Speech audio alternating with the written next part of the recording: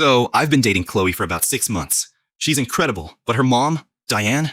Well, Diane is a piece of work. She's the type of woman who treats a zip code like a personality trait. Last Sunday, Chloe finally invited me to her family's country club for brunch. I showed up in my usual outfit, clean jeans, a simple polo, and my scuffed up work boots. I just come from the site of my latest project, so I probably looked a little blue-collar.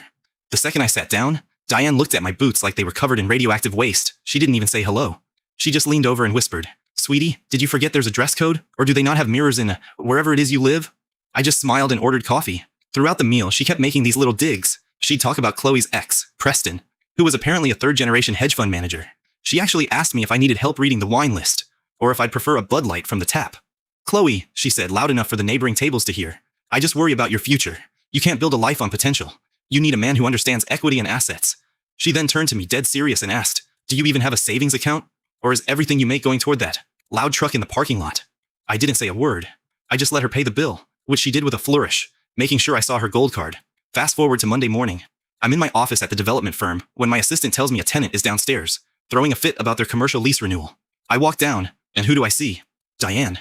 She's screaming at the receptionist about how unacceptable the rent hike is for her boutique. When she saw me walk out of the executive elevator, she actually froze. "What are you doing here?" she stammered. "Did you get a job as a janitor?" My assistant stepped in and said, "Actually, Mrs. Miller, this is the CEO of the holding company. He owns this building, and the 3 blocks surrounding it." The way the color drained from her face was better than any steak I've ever eaten. She tried to pivot, calling me son, and asking about my vision for the neighborhood. I just handed her the new lease agreement and told her, "I'm sure a woman who understands equity and assets won't have any trouble with the new price." She hasn't mentioned my boots since.